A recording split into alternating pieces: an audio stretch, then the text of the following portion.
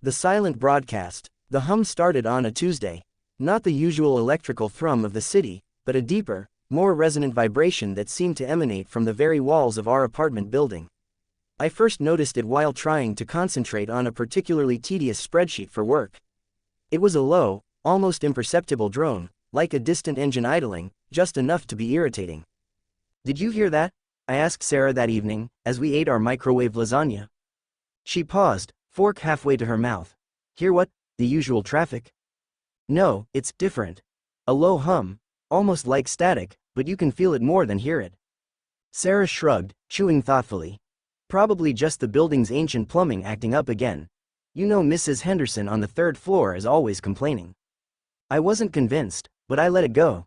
The hum persisted through the week, sometimes fading into the background, other times intensifying just enough to make my teeth clench. It was unsettling, a constant, low-level irritant that chipped away at my focus and frayed my nerves. Then came Saturday night. Sarah and I were settling in to watch a movie, the rain drumming softly against the window pane.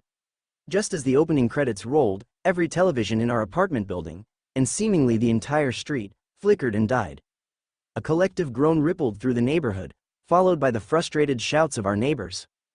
"Great," I sighed, grabbing the remote and mashing the power button. "Nothing. Power outage?" Sarah checked her phone. No signal. That was odd. Usually, even during a blackout, we had some connectivity. We went to the window, peering out at the street. Every house was dark, an eerie silence replacing the usual Saturday night bustle. Then, I saw it.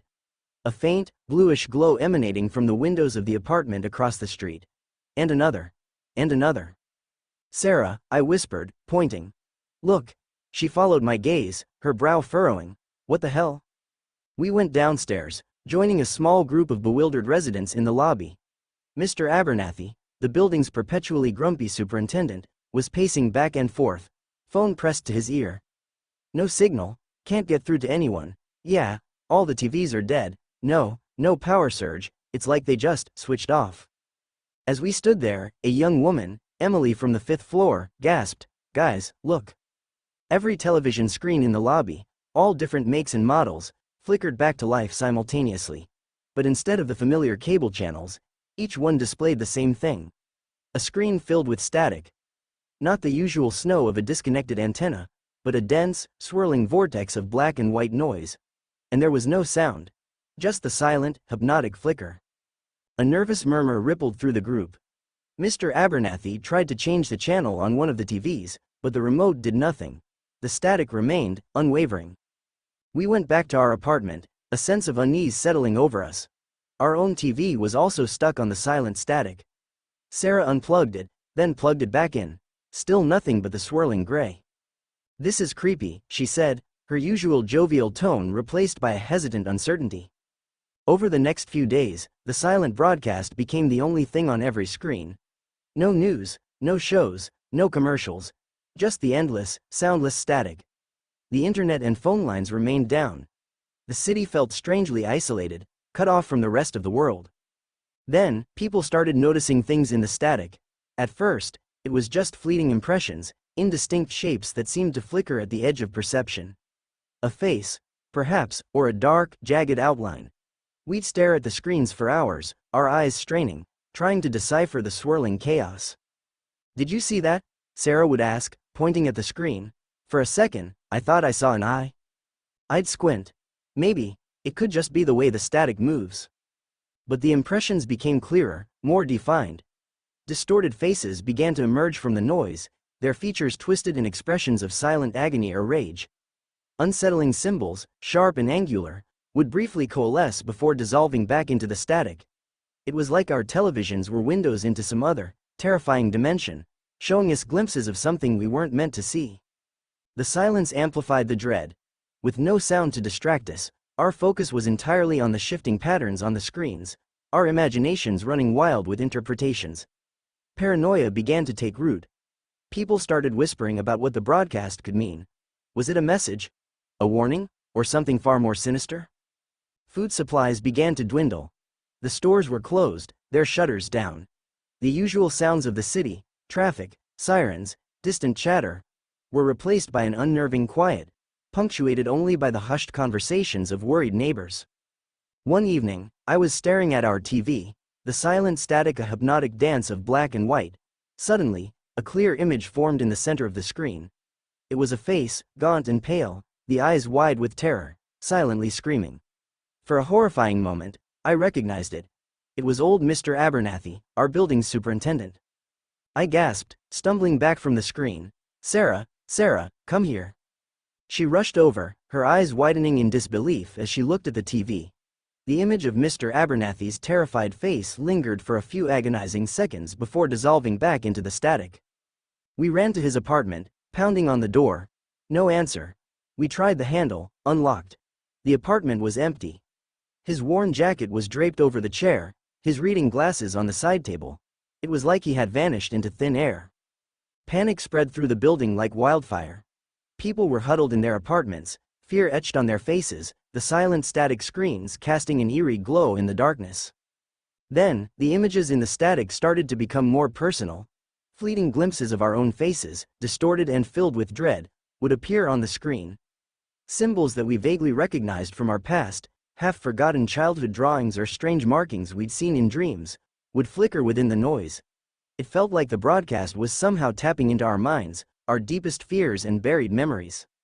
One night, Sarah and I were huddled together on the couch, the silent TV screen our only companion in the darkness. Suddenly, an image formed in the static. It was a picture of our living room, but subtly different.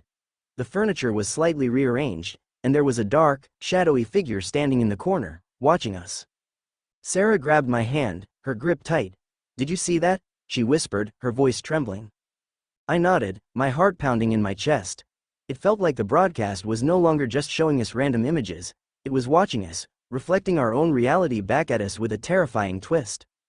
The next morning, we found a message scrawled in red on our front door. "They see." We were trapped, isolated, with no communication and no escape.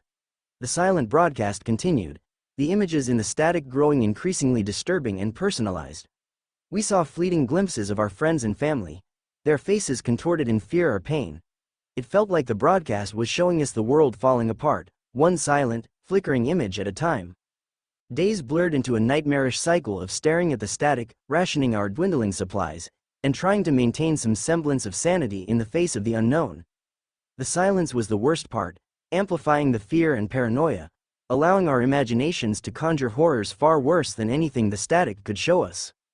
Then, one evening, as I stared at the screen, a new image began to form. It was a detailed depiction of our apartment building, the layout precise and accurate. As I watched, a red dot appeared on the screen, slowly moving through the corridors, floor by floor, heading towards our apartment. My blood ran cold. "Sarah," I choked out, pointing at the screen, it's coming here." She looked at the TV, her face pale with terror. We scrambled to barricade the door, pushing furniture against it, our movements frantic and clumsy. The red dot on the screen reached our floor. We huddled together, listening in the oppressive silence for any sound from the hallway. The only thing we could hear was the faint, almost imperceptible hum that had started it all. Then, a new image formed on the screen. It was a close-up of our front door, the wood-grain Qingxi visible. And then, a dark, slender shape began to press against the door from the other side, slowly, inexorably pushing inwards. The wood splintered. A sliver of darkness appeared in the frame. We screamed, our voices swallowed by the all-encompassing silence of the broadcast. The dark shape widened, and a long, pale hand reached through the opening, its fingers twitching.